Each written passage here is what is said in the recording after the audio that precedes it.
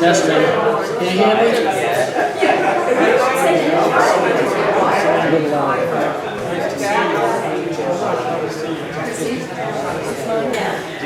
John, is there any more coming up? We're all set to go? Okay. I'll crank up the... How's that?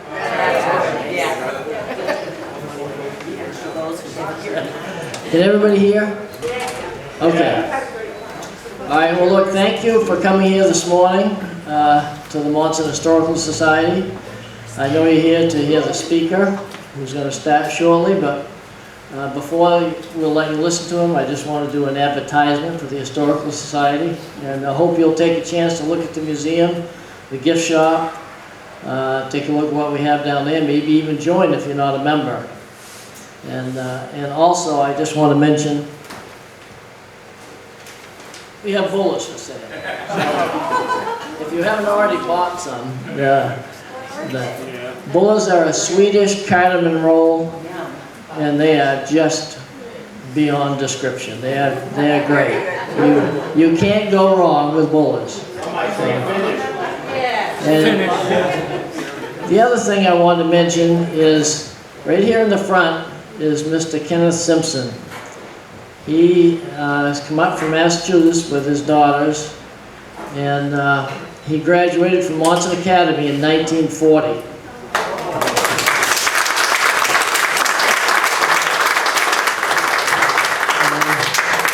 We sat down with him for 3 hours yesterday to interview him, and he was still ready to go for more. And he told some great stories. I mean, it was just remarkable stories. So, all right. Well, I want to introduce our speaker. It's Jeff Ryan. Jeff wrote some books on the Appalachian Trail, and in the process discovered the story about Jim White. And that piqued his interest to the point where, you know, he needed to do some research. He contacted the Historical Society, and we helped get a bunch of information together.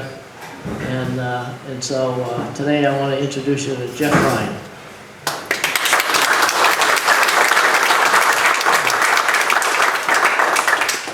Thank you, Glenn. It's really great to be here. When you hear the story of how I even got here, you'll say I should buy a lottery ticket. But I never win the lottery. I win everything else, but I never win the lottery, so I don't bother.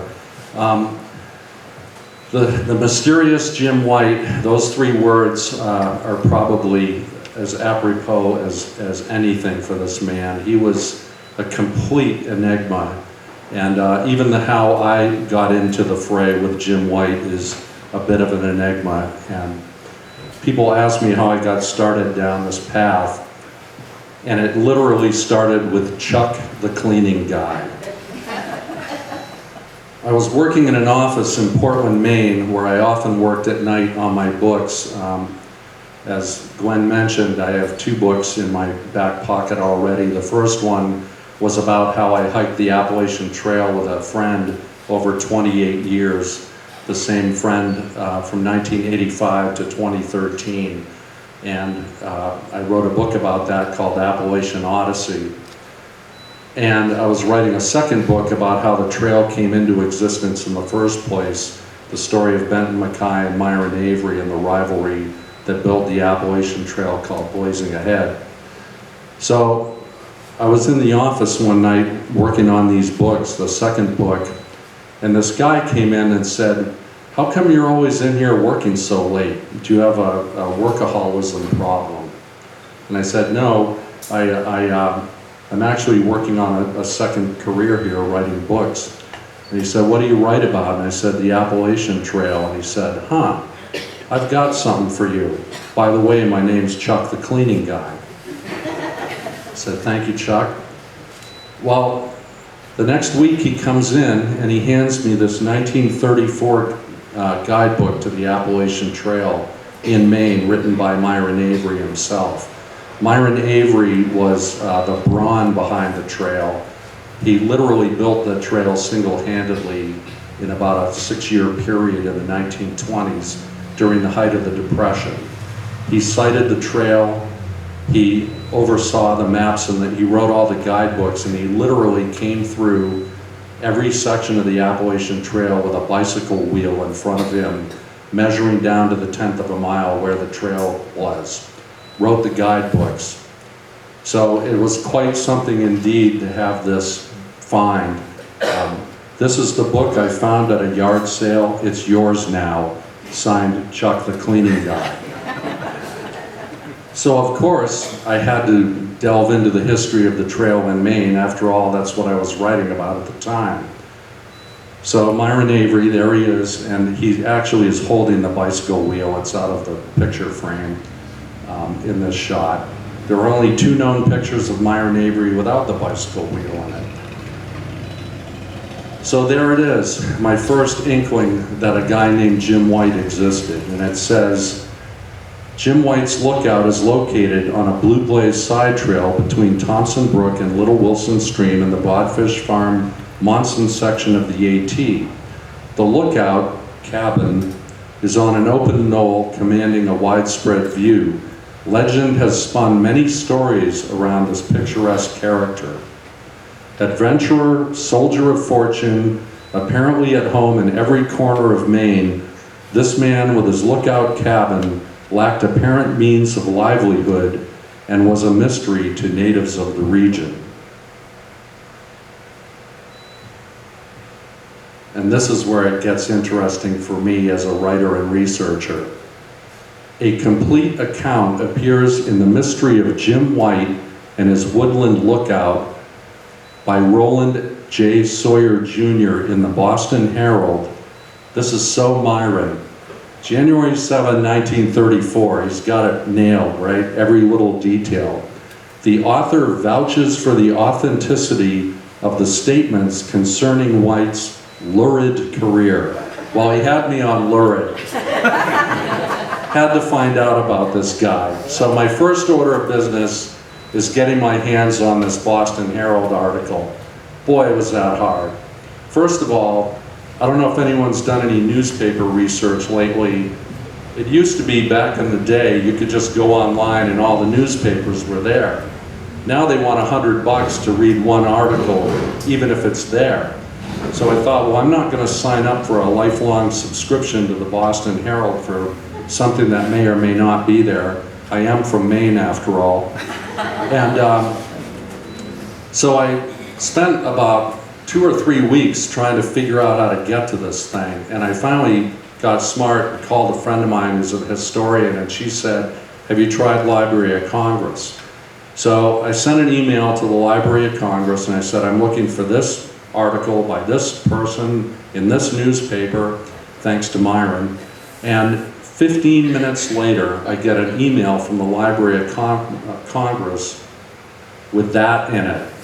They had a PDF of the article, and he said, you hit the needle in a haystack because we have about 5 articles by the Boston Herald. This happened to be one of them.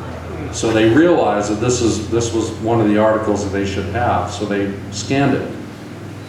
The other thing that's really interesting to me is I've researched this Roland Sawyer guy, and from what I've been able to tell, he wrote 1 article in his entire career, and this is it. So he was intrigued by Jim White, so we have this kismet across the ages.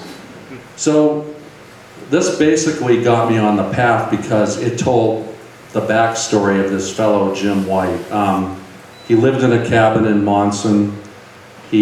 That cabin, as a matter of fact, they have a picture of his bridge going over Little Wilson Stream. They have a picture of him, as bad as it is, and they tell about how he arrived here, how he lived in his cabin, and how he became this mystery man. Mysterious man, that's what I'm looking for. And his lurid career of smuggling. He was known to be a smuggler. But first, I have to also give kudos. There wasn't just this one article about him. It got me on the path, and once I got a childhood friend of mine named Scott Sanford had a connection to Monson, and his grandparents owned a store here, right? Yes. Yeah, and so he was well entrenched up here, and he said, you need to call Glenn. So I got in touch with Glenn, and he said, yes, we have some stuff about Jim White, what do you want to know? So he had also in the Historical Society archives, several articles had been written over the year. They popped up like mushrooms. About 8 or 10 years apart, someone would get interested in the Hermit from Monson, and up would pop another article. So I was getting various little dribs and drabs of information through that. And then I started getting into the pictures of Jim White. This was one of the ones, I think this was 1914 or thereabouts, of him standing on the porch of his cabin with his dogs. And this is pretty much what Monson looked like. So Jim White arrived here for the first time in 1893 by train, of course. He looked around, he liked what he saw, and then he disappeared for 2 years, and no one knew what he was up to. But the next time he showed up in 1895, he had the deed for 30 acres of land out on the Elliotsville Road up on the ridge. So this is pretty much what Monson looked like back in the day. He lived in a cabin up on the ridge. He had many wives, at least 2 that we know of. The first one left after about a year. I think the main winter did her in. And it's not really clear whether he was actually married to Dora or not. But she left after a year. Tessa was another story. Tessa was from Milo, Maine. They did get married, and she lived with him up on the cabin, up on the ridge. This is the only known picture of Tessa, who, after the fact that I had made up the fact that she was a tall brunette that wore her hair tied up in the back, I came upon this photo of her sitting on the porch, a tall brunette with her hair tied up in the back. So this is only, a lot of this happens, right?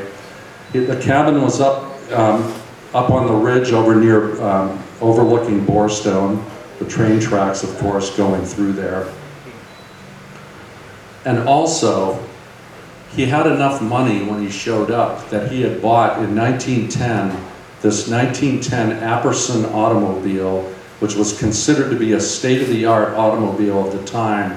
I looked back to see how much one of these costs in 1910, brand new, $3,000. So Jim White had some money in his back pocket when he showed up in Monson, and people knew that. And this photograph was taken down near Glenn's house on what road? South Main Street. And his friend Judd Lord sitting in the front, and that's Jim White's dog. And it was a complete coincidence that I also wore a white linen cap today, but there he is in his rather expensive automobile, and legend has it that he also cut a road up to his cabin up there so he could drive his nice expensive automobile up there. What kind of a car was that? Apperson, A-P-P-E-R-S-O-N. I'd never heard of it either, but if you Google it, there are all sorts of makes and models that they did. Of course, White arrived here on train before he bought his car there to sort of ground everybody in what was going on in Monson back then. There were 49 daily trains coming through Monson. The railroad was enormously important to the economy on a variety of levels. So we had, of course, the slate mining going on locally. Forestry was also big. They were moving logs through here. But also, sort of lost in the fray here is how many people were being taken. Passenger rail was very important through here, particularly because the Canadian rail line came across Maine, went right across. So the only way to connect Montreal to St. John was to, well, the smart way was to take the shortcut across Maine, right? So they would have cruise ships coming in, these great big liners coming into St. John, and when the passengers disembarked, they'd have multiple trains taking them to Montreal. They didn't have one big train like we have now. They had these short trains. So there was a locomotive, a coal car, a luggage car, and then a couple of passenger cars. So one of the funky things about what was happening was they named all the trains the same number when they were associated with these liners. So, for example, all 4 trains leaving the 6 o'clock inbound liner from overseas would be train number 49. So they had train number 49-1, train number 49-2, train number 49-3, which ended up accounting for the Ottawa train wreck of 1919, which I'll talk about in a little bit. But there was, suffice to say, a lot of train traffic coming through here in the day when Jim White was living here. Which brings us to the Ottawa train wreck. So the Ottawa train wreck was in December of 1919. There was a miscommunication largely because of that train numbering system that they had. There was great confusion because there was a freight train coming from the west and there were 4 trains coming from the east.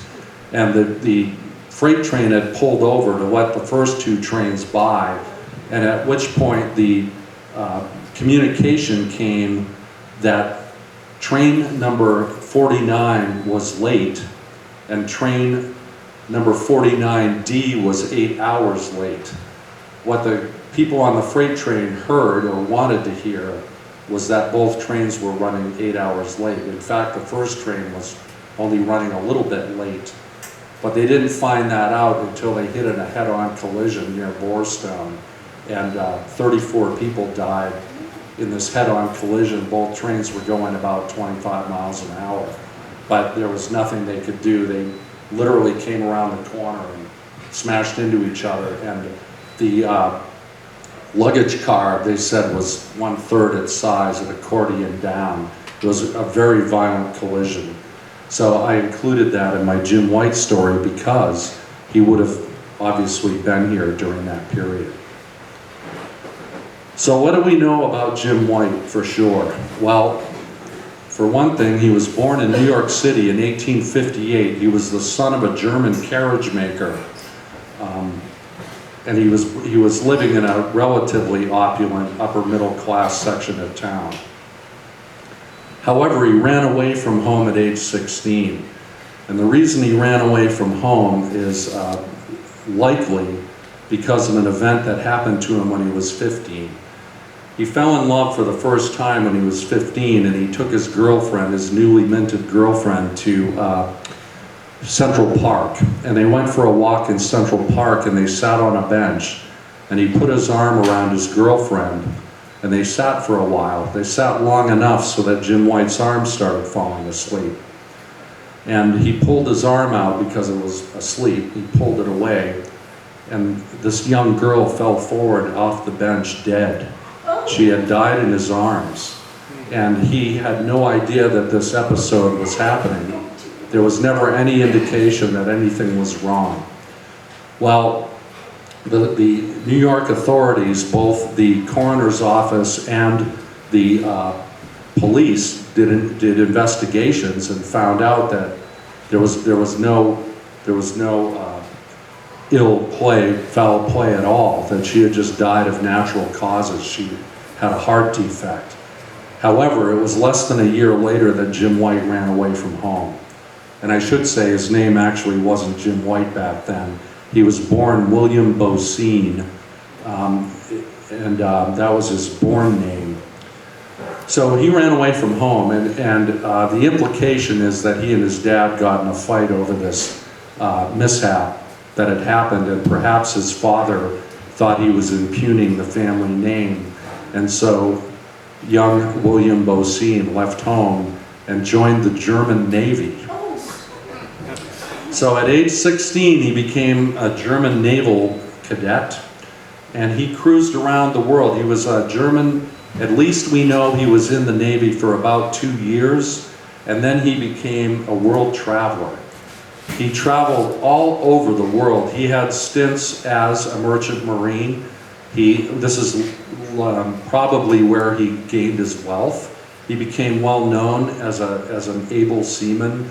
He was probably second in command on a number of merchant ships that were going all over the world. He went to China several times. He went to South America several times. He spoke 6 languages fluently. He amassed this fortune, and we do know also that during this time that he was away, he became a pearl diver. So he was finding ways to cultivate wealth beyond anyone's imagination, perhaps even his own. And he enjoyed the finer things in life, as we saw with his Apperson automobile. He also had a collection of fine china and linen in his cabin that people would remark upon. He had over 100 rifles, shotguns, and pistols. He had emerald rings. He had sterling silver. He was living the fine life, and he showed up with all this stuff. So he had accumulated this and brought it up from New York after he had established himself in Monson. As I mentioned before, he was married at least twice. The first time he got married was when he came back to New York at age 34. He found out that his dad had died while he was away. He went and visited his mother, and I can only imagine some of the tales he had to tell of his world travels. But he, within 6 months, fell in love with a neighborhood girl and got married and reportedly had a child. But nothing is ever said about any of that chapter ever again, other than that one reference to the fact that he was married when he was in New York. When he showed up in Monson, he was with a different woman who he introduced as Dora. And as I mentioned before, Dora was here for 1 year, and she left, and then Tessa of Milo, Tessa Moores, M-O-O-E-R-S, was with him for 20. So that's pretty interesting in and of itself, but then it gets even wilder. So the FBI shows up in Monson just before World War I, rather. They want to know if this guy with ties to the Germans had anything to do with spying. Was he a sympathizer at all? And basically, I think we can read between the lines that he said, "Look at me, I'm just this hermit living up in this cabin. I have no way of communicating with anybody, so please get lost." So they did. But it was interesting that the FBI came all the way up to Monson to find out what this guy's story was. And of course, then World War I started. And when it started, Jim White lost all of his money. He had invested 100% of his securities and money into German shipping and thought that this was the future. Well, it was until the war started, and then it was not the future. His future became he had no money in the bank. However, what he did have is a bunch of stuff. So he started pawning stuff, and he went to a couple of stores in nearby towns, and he pawned a few pistols. We know that he pawned at least 1 emerald ring. And we also know that Tessa hit the ground running and never came back. Tessa, one rumor is when he ran out of money, she decided she'd had enough. The other was maybe living in a cabin with a guy listening to his stories for 20 years was enough to drive her away. Maybe it was both. But anyway, it wasn't long. He decided that he did the math, or he decided that there had to be a better way of making money than selling his assets. So after a year of selling assets and living through one winter by himself, he got into money again. And the great mystery is, how did Jim White become the equivalent of a millionaire again in those terms? Now, this is in the 1920s by this point. He's in his 60s, and he's rolling in the dough again. And all we know for certain is that he was involved in a smuggling operation that involved the railroad, and that the railroad was throwing packages off the train. He was signaling the train from his cabin up on the ridge the night before. And the train would come through and there'd be a signal from the train as if to say, yes, tomorrow's the night. And so the following night, he would run down to the train tracks, sort of near the Yarnawa Trestle area, and the train would go by and this package would get thrown off the train, and then Jim would go back up to his cabin, and a few days later he'd show up at the general store and say, I'm going to go down and visit my mom down in New York City. I'll be back in about a week. And he'd show up again, and he'd have money. Not necessarily on him, because he was smart enough not to carry a ton of money with him on the train. It would be too suspicious.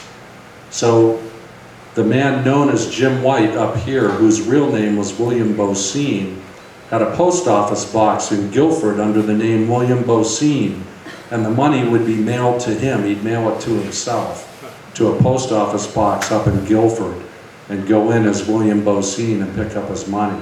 He didn't want to pick it up in the Monson post office because it would get around town pretty quickly. Smart guy. So I'm not the only one who wanted to know how Jim White was getting into the money. Guess what? The people around town wanted to know. So he had a small cadre of friends, a growing number. It was funny, after Tessa left, he started coming into town more and talking to folks, because I think he was lonely. And what was also interesting about him is he was a very outgoing guy. And so the smart money's on the fact that he made himself scarce, because I think he knew he was going to get into trouble if he said too much. So he stayed hunkered down mostly in the cabin. But people started coming up, and he decided he needed to be selective about who was coming up to his cabin. So he posted signs around the field at the bottom of his cabin toward the woods that said, "Target practice in operation, go away." And if people came up, he would shoot down enough to make it sound real enough that they didn't want to go up there. So the other thing that was really cool about his cabin is he had gun ports all in his cabin. He had these shutters that came down. He had 2 holes in it, one to look out and one to stick the gun out through. So he was from the get-go, even back before the smuggling began, he didn't want people coming to look for him. And I always thought maybe it was that first wife's family that he wanted to make sure nobody was coming looking for him. But he had those gun ports in there. The other 2 funny stories about him were, someone went up to visit him one time, a local guy named Stanley. And he went up there, Stanley Johnson, I think, is that his name? He went up there to visit him, and he said, of course, White had the finest of everything. He had the finest fly rods he'd ever seen. He had these 10-foot fly rods. And he said he went up to the cabin, and Jim White said, look at this, I want you to watch something. So they go out to the kitchen, and he said, look out through the hole. And the guy's getting adjusted to the evening light, and it was around dusk. And there was a deer standing not 3 feet on the other side of the wall. And he's looking at this deer, and he said, all of a sudden it started lifting its hind leg and scratching it at its ear, like it had a fly there or something. And he's looking closer, and he sees that something's poking the deer's ear, and that Jim White had taken a fly rod and stuck it out through the hole and was tickling the deer's ear with it. I think this was one of his forms of entertainment. And he pulled the fly rod back out. He said Jim White was doubled over laughing. He said he did it all the time. He said the other time, he says, yeah, I swear this is a true story, Jim White had a skylight in his cabin roof. And he was standing there talking to Johnson. Johnson came up, and it was right about breakfast time, and Jim White was making pancakes, flapjacks, and he says, I want you to watch something. He comes out with a pan, with a pancake in it, half done, and he goes like this, and he throws it up in the air, and it goes out through the skylight, and Jim White goes running out on the porch with the griddle and catches it. And I don't know if it's true, but if it is, he must have practiced a lot, and I bet there was a lot of pancake dough on the ceiling. The other people that were interested in why Jim White was into the money was the FBI. They came back again in the 1920s, late 1920s, and wanted to know if Jim White was involved in some sort of a smuggling operation. And he said, look at me, I'm an old hermit living up in a cabin. I hardly ever leave town. I don't know what you're talking about. And they went away. And he stopped smuggling at that point. I think he decided that he'd had enough. So what happened to Jim White? Well, in 1932, he had the first stroke, and he recovered from that. And he went back to live in his cabin after he had recovered. But then he had a second one, and it took out half of his body. His ability to speak and his motor skills were shot. And so somehow he was able to communicate to somebody in town that in addition to all this other stuff that he'd accomplished in his life, he was also a member of the Freemasons. And they had a home in New Jersey for the elderly, and would they please send him down there to live out his days. So they put him on a train and they sent him down to Burlington, New Jersey, which is right outside of Newark. And he did live out his days there, but not before a friend of his from Monson went down to visit him one last time. And he went down to visit Jim White, and he went in and he started talking about the general store and some of the folks around here, and he got really animated, smiling and jumping up and down, and with his one good arm, he's gesticulating. And finally, he points at a spare bed in his bedroom. It had a white bedspread on it. He motions to the guy, come over here. And he draws the number 40,000 on top of the bedspread and points at the ground. And the guy says, my God, the guy's buried 40 grand in the ground in Monson. He comes back, and the guy couldn't keep it a secret. It got out. And rumor has it that there were tons of people up by that cabin digging for gold, which has never been found. And it got to the point where so many people had been digging for this loot that the sills of the cabin started caving, and the whole cabin started caving in because everyone had dug around it and underneath it. And the cabin ended up being burnt down by a subsequent owner because it was not going to stand much longer anyway. But, you know, if anyone's got time or inclination, there's still 40 grand out there, which isn't a bad haul. If you go up there, I doubt a metal detector will do any good. It's probably all 20s and 50s. So the most likely answer of what exactly he was smuggling, I'm going to keep a secret until you read the book. But it has to do with some hot commodity that was being smuggled in the 1920s that was very popular in New York City. So it was interesting. So these were all the facts I knew, or facts, a little bit loosely, because some of the stuff is subject to debate, but most of it was verified by more than one source. So I had a conundrum. How was I going to write this book? I had about 75 or 80% of the material I had to tell a true story, but I had gaps, pretty significant gaps actually.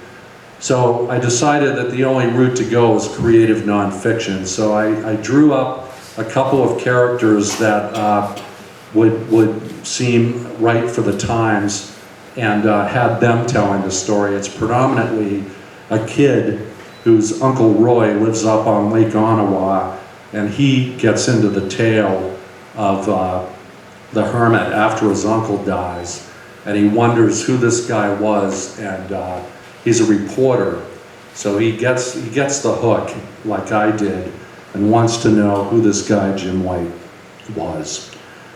It's told through the eyes of a man who grew up visiting his Uncle Roy on Lake Onawa. And this is again where it gets super interesting. I apologize to Glenn who's heard this story. He was involved in this story, so I can't apologize too much. But one of the attributes I gave one of the characters was the fact that this fellow's uncle had basically caused the Ottawa train wreck, and that he died young because he was carrying a lot of guilt about the fact that he had caused this miscommunication. And I was trying to chase down some of the pictures of Jim White to use in the book, and all we had to go on was this, as is many times the case, someone had grabbed a clipping of a newspaper and clipped out the article, but we couldn't tell what newspaper it came out of because I cut the top off. And so I said to Gwen, I said, you know, is there any way that you can help chase down who these pictures came from or who might own them, or what even newspaper it came from? And he said, geez, you know, I think the guy who wrote the article, I think I know the guy. And so he chased him down and found a number of photographs. In fact, 3 or 4 of them I used in the book.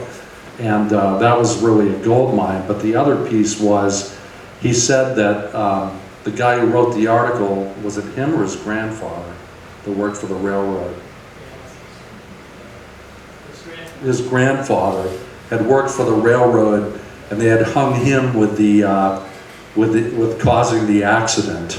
So it was really interesting that that piece came into it. And also, I had thought that I was completely making up the fact that when Jim White built his cabin, he put steel rods down through the walls to add strength to them.